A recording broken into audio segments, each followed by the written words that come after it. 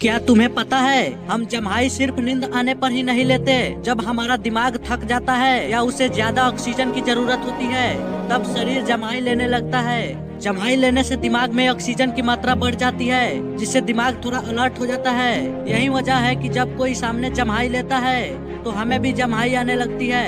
यह एक तरह से नेचुरल रिफ्लेक्शन है। अगर तुम्हें ये फैक्ट पहले से पता था तो कमेंट में जरूर बताना।